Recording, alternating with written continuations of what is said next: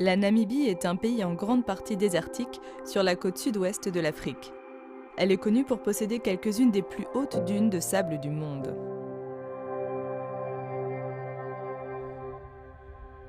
Pour Raymond Inishab, sportif de l'extrême, la vie est pleine de défis. Son dernier en date est la dangereuse descente d'une dune escarpée coincée entre deux montagnes. J'étais de sortie avec un ami en train de conduire dans un paysage lunaire quand on est tombé sur cet endroit. C'était une trouvaille vraiment intéressante, un endroit incroyable. Alors on s'est dit qu'un jour peut-être on ferait de la planche de dune ici. C'est comme un rêve qui devient réalité d'être maintenant assis ici et de parler de cet endroit. Comme je fais de la planche de dune depuis tant d'années, 15 ans, je veux essayer les meilleures ou les plus difficiles. J'ai donc fait de la planche de dune partout dans le monde. J'en ai fait à Dubaï. J'en ai probablement fait sur les plus hautes dunes de Namibie. Mais je n'ai jamais fait quelque chose d'aussi extrême. Et c'est si unique parce que je pense que c'est le seul endroit en Namibie où vous avez de la montagne sur les côtés et une bande de sable au milieu. C'est donc un endroit unique. Je voudrais particulièrement dire un jour à mes garçons que j'ai fait cette descente. C'est donc l'une des choses que je veux vraiment faire avant d'arrêter la planche de dune. Indépendante depuis 1990, la Namibie est l'un des pays les moins peuplés du monde. C'est ici, dans la pittoresque ville côtière de Swakopmund, que Raymond a attrapé le virus de la planche de dune. Je pense sérieusement que si vous descendez de là-bas, vous pouvez arriver ici sur cette route. J'étais jeune quand je suis arrivé à Swakopmund. J'avais environ 19 ans. J'ai rencontré des gens qui voulaient se lancer dans la planche de dune, mais aucun ne savait faire. Ils avaient besoin de quelqu'un pour venir enseigner ce sport à un jeune Namibien. C'est ainsi que je suis arrivé à Swakopmund et je suis tombé amoureux de l'endroit. Grâce à un ami, Raymond est présenté à la personne qui a acheté quelques planches dans le but de démarrer une activité dans ce sport. Avec Raymond à bord et ses dunes idéales à 2 pas, cette nouvelle entreprise ne pouvait pas demander un meilleur départ.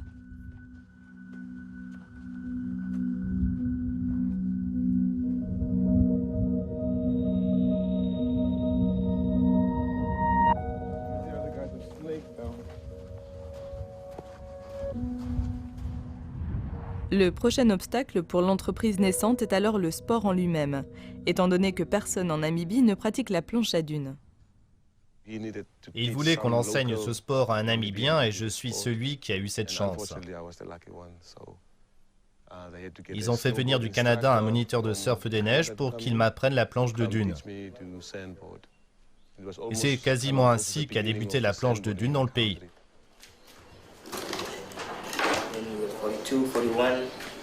41 and 42 in backup, so 43 and 44 in backup.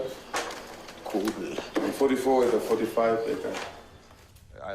J'ai vraiment aimé et je suis devenu passionné. J'étais enthousiaste. Donc je sortais tous les jours.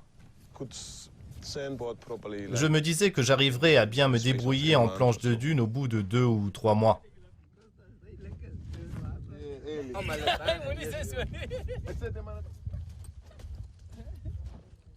À partir du début des années 90, la planche de dune se développe en Namibie.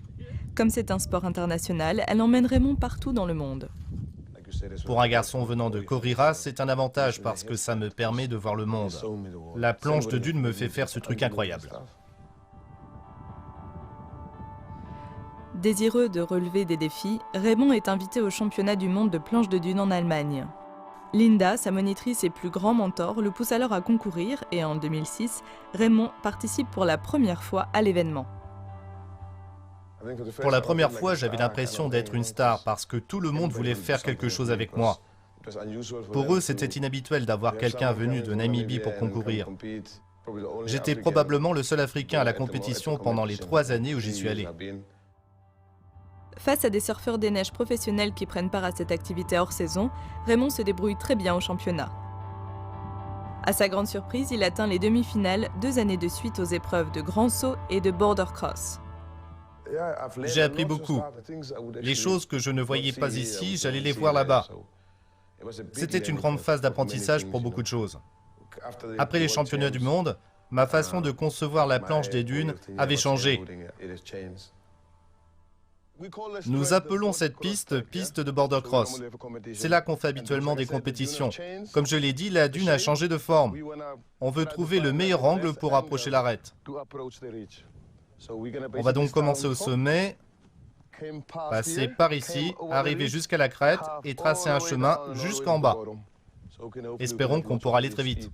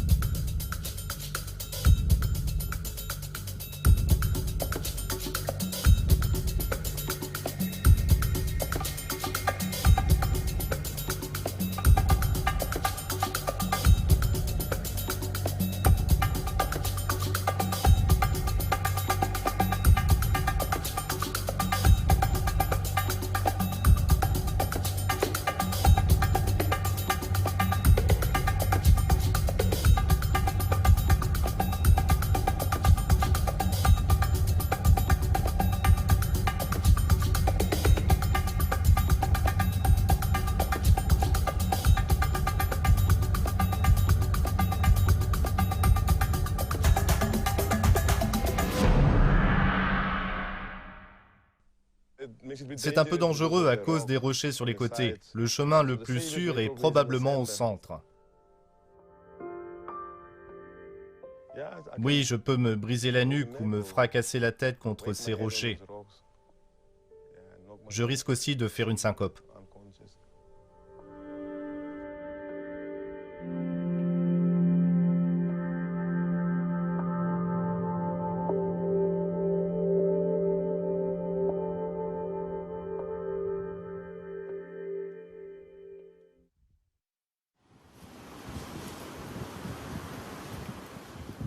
La ville de Swakopmund est constamment tiraillée entre les dunes de sable du désert et la mer déchaînée. Raymond et sa famille sont ici chez eux. Père de famille engagée dans l'action locale, il porte les valeurs inculquées des tout-petits dans la Namibie rurale. Je viens de Damaraland, d'un endroit appelé Churob, derrière Fransfontein. Je suis né là-bas. J'ai grandi là-bas et je suis allé à l'école de Koriras. Mon nom traditionnel est Ambasen. Ambasen est le nom que j'ai reçu de mon père, qui était angolais. Je suppose que c'est l'un des premiers mots qu'il a appris dans la langue de ma mère et il signifie se battre pour soi-même. Mon père était un chasseur-cueilleur et un fermier passionné. Ma mère est cette femme étonnante, qui n'a eu que 4 enfants, mais qui, à ma connaissance, en a aussi élevé une trentaine, d'une manière ou d'une autre.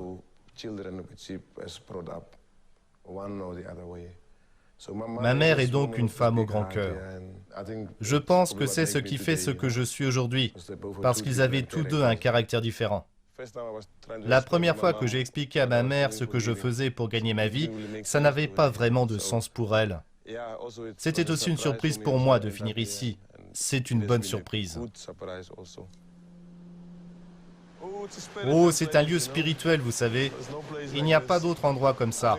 Je pense que lorsque vous êtes dans le désert, vous vous sentez beaucoup plus proche de Dieu ou du Créateur.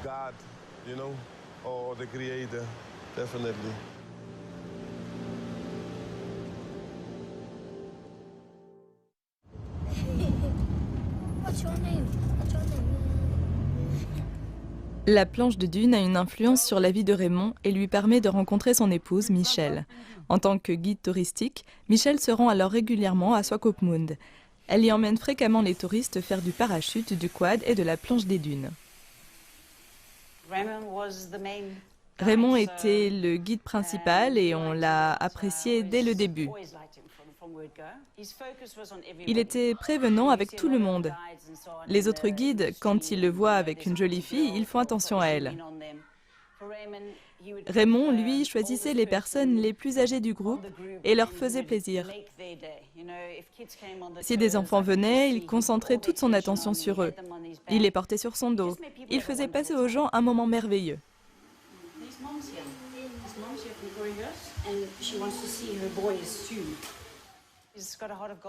Il a vraiment un cœur d'or. Beaucoup de gens ne le savent pas quand ils le rencontrent.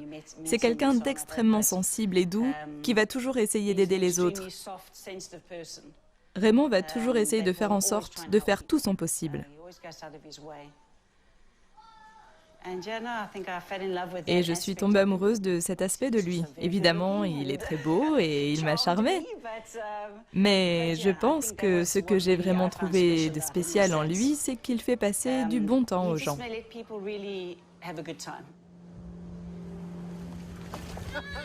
Les bons moments continuent, car leur maison est devenue un foyer non seulement pour élever leurs enfants, mais aussi pour aider d'autres enfants et jeunes adultes à faire face aux combats de la vie.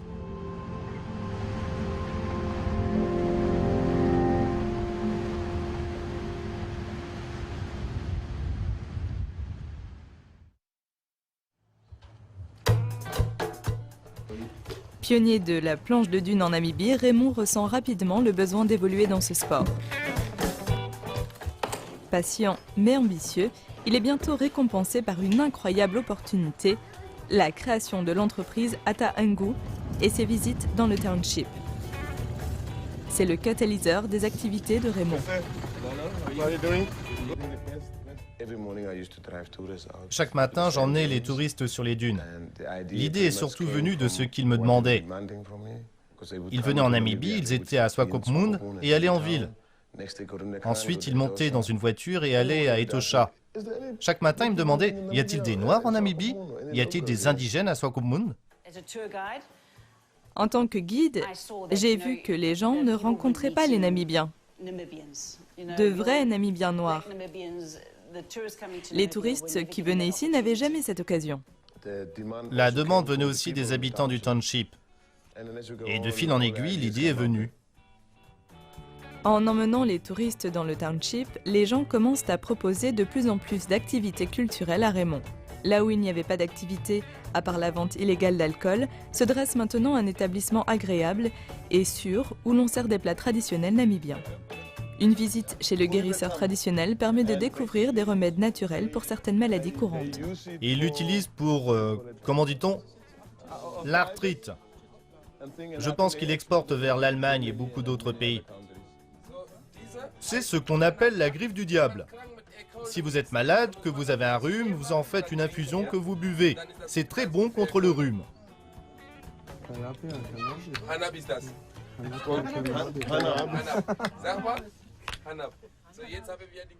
Malgré une économie relativement robuste basée sur les ressources naturelles, la Namibie a encore de fortes disparités économiques et beaucoup de gens sont au chômage. Les visites au township ont rapidement progressé sous la direction de Raymond et Michel. Elles continuent à autonomiser la collectivité et à créer des opportunités d'emploi. On a beaucoup de jeunes qui viennent et qui tirent avantage de Ata-Ngu, en ce sens qu'ils peuvent ensuite étudier le tourisme ou obtiennent un emploi.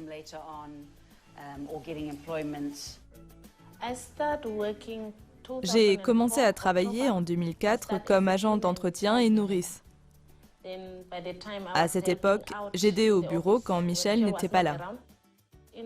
En 2005, lorsque Raymond a commencé avec la planche de dune, parce que la société est divisée en deux départements, à savoir celui de la planche de dune et celui des visites dans le township. Quand il a commencé avec la planche de dune, j'ai été transférée dans ce bureau. Je suis un guide de niveau 1, je m'occupe des visites dans le township. Je fais cela depuis plus de 5 ans et c'est pareil pour les visites dans le township. Quand j'ai rejoint Raymond, quand on a commencé à travailler, il m'a emmené faire des visites dans le township et m'a appris comment faire. La société aide particulièrement les jeunes. On essaie d'impliquer tout le monde dans le township ainsi que dans cette société pour élever le niveau de vie et ainsi de suite.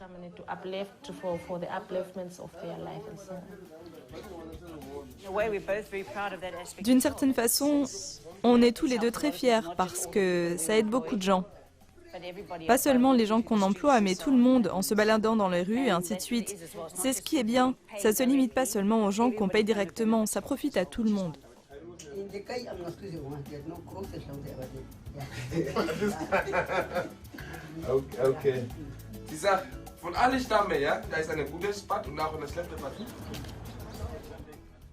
Les circuits dans le township existent depuis leur création il y a 15 ans. Il y a eu de gros changements. Je pense que je n'ai pas besoin d'être président, ministre, gouverneur ou autre pour apporter ma contribution. Les circuits dans le township sont un moyen d'apporter ma contribution personnelle. Je vois cela comme un moyen de rendre les gens autonomes.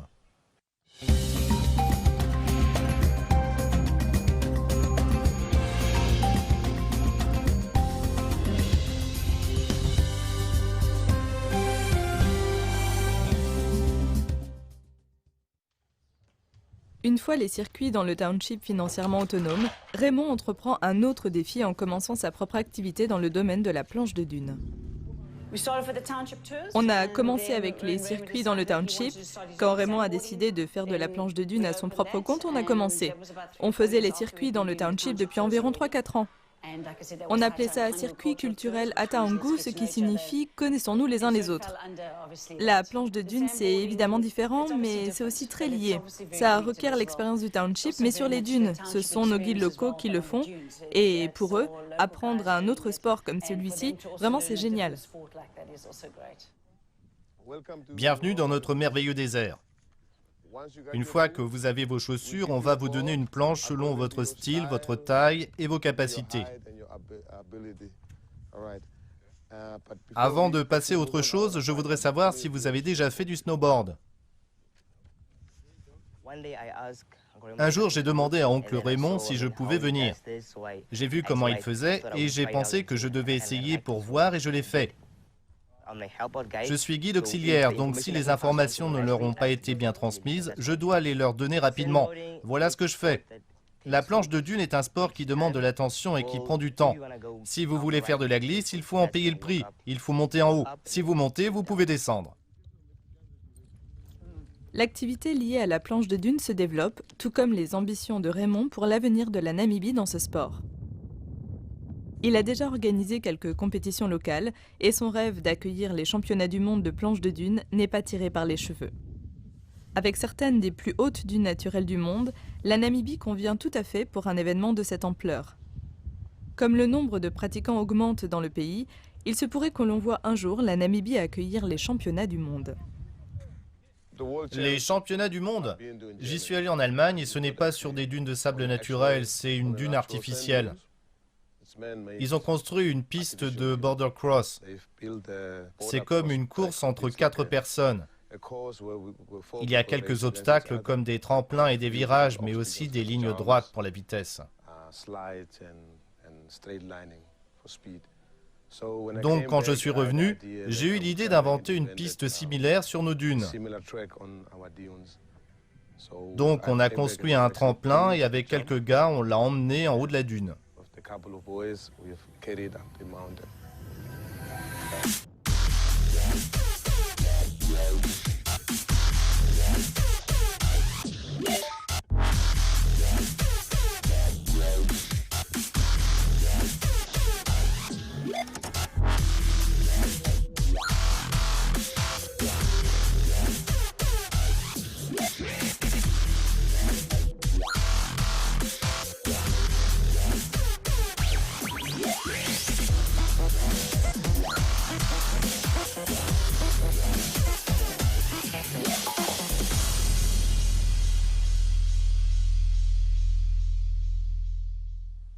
Oui, c'est très dangereux.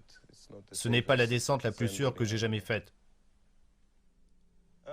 Pour moi, vivre sans danger, c'est une perte de temps.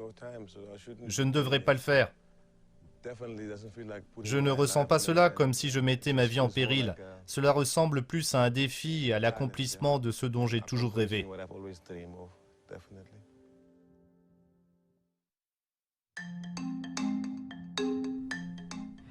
En plus d'être un planchiste passionné, Raymond partage également l'amour qu'ont les Africains pour le football. Il enseigne ce sport aux enfants du township. Le football, c'est mon autre grand amour parce que je n'ai pas de formation universitaire, mais j'ai une éducation footballistique. Je viens aussi d'un endroit non développé.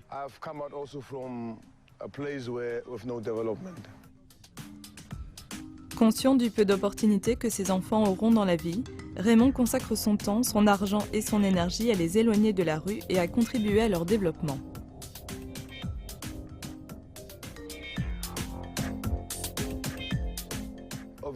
Évidemment, je leur apprends le travail d'équipe et la confiance en soi. Le football n'est pas seulement un jeu, il requiert aussi quelques compétences essentielles. En tant que joueur de football, vous devez apprendre à vivre sainement, à manger sainement. Il faut une vie saine si vous voulez être un footballeur de haut niveau. Raymond est quelqu'un qui veut aider tout le monde. Je l'ai rencontré en 2006 et j'ai vu qu'il était différent. Il a également ouvert un terrain de football dans le township. Il aime aider les gens. Aller là-bas et aider les collectivités à faire ces campagnes de sensibilisation, voilà ce qu'on fait dans la vie, Raymond et moi-même.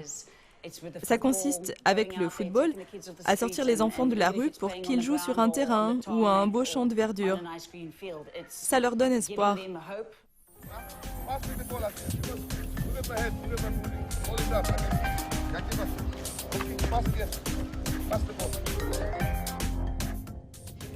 Dans le township où vit Raymond, les bars et débits de boissons sont nombreux, mais il y a très peu de zones de loisirs et de parcs pour les enfants. Le football donne à Raymond la chance de tenir les enfants hors des rues et de les occuper à faire quelque chose de constructif. Il leur enseigne le travail d'équipe, la patience et la confiance, espérant ainsi apporter sa modeste contribution pour changer leur vie. Beaucoup d'entre eux ont réussi. Je me souviens que Raymond a formé un enfant du township de DRC qui fait maintenant partie de l'équipe nationale. C'est le développement. Vous ne le voyez pas instantanément, il faut du temps. Mais on voit beaucoup de succès. Raymond est un excellent entraîneur. C'est un père, c'est un mentor. Il m'a vu quand je jouais pour l'équipe de mon école et il m'a demandé de venir jouer pour son équipe de jeunes. J'ai progressé et maintenant je joue pour son équipe senior. Je suis content de jouer dans son équipe. Raymond a un fort impact dans l'ascension de nombreux jeunes joueurs, certains d'entre eux ayant commencé sur le terrain de football de son township. En fait, j'ai environ 5 joueurs qui jouent maintenant dans la plus grande ligue du pays. Certains vivent du football. J'ai maintenant ma propre équipe de football qui joue en 2e division nationale. Cette équipe a 4 ans et n'est constituée que de jeunes du township où j'ai vécu. L'année dernière, ils ont fini 2e, donc on s'améliore. J'espère obtenir une licence internationale parce que j'ai maintenant la meilleure licence d'entraîneur en Namibie, en Afrique en fait. Donc je veux devenir entraîneur professionnel un jour.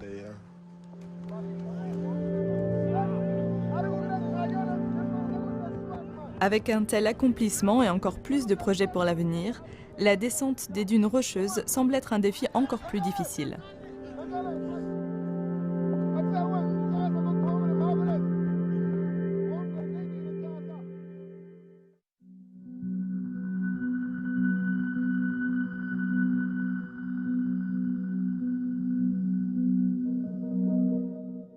Je ne peux pas prédire l'avenir.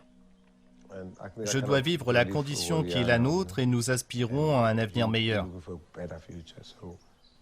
Je pense que dans la vie, on doit être quelqu'un de bon, et bon signifie plusieurs choses. Bon, cela signifie ne fais pas à autrui ce que tu ne souhaites pas vraiment à toi-même.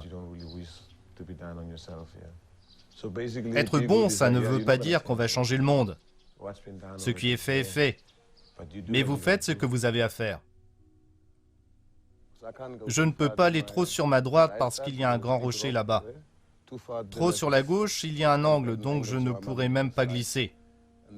Ensuite, je ferai en sorte de m'arrêter probablement quelque part vers ces 2 buissons. Donc le truc délicat, c'est d'essayer de contourner ces rochers et de s'assurer que je ne reste pas coincé à mi-hauteur, ni dévale sur les rochers là-bas.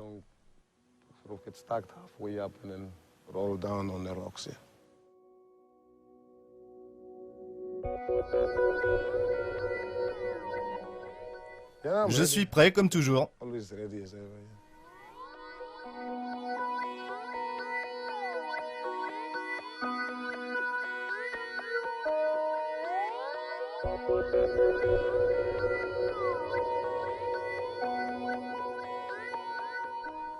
Je veux qu'on se rappelle de moi non pas pour ce que j'ai fait, mais pour la façon dont j'ai vécu. Pour avoir été un exemple pour les gens que j'ai soutenus. C'est le plus important.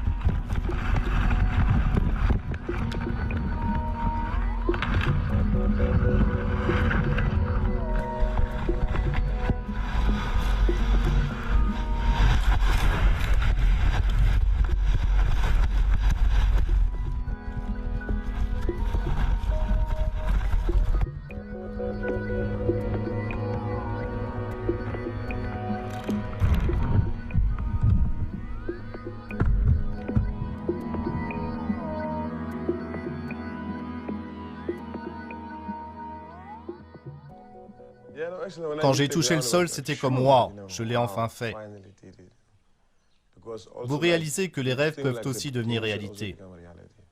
Parce que quand on se promène, on rêve toujours. Vous pensez que certains rêves resteront des rêves. Ce rêve était si soudain, si instantané. Je crois que j'en ai juste parlé l'autre jour et maintenant j'ai descendu la colline. Alors j'étais comme « Waouh, vous savez ». Je suis vraiment très content. C'est un sentiment incroyable. Oui, c'est comme si j'étais allé là-bas et que j'avais mon t-shirt souvenir.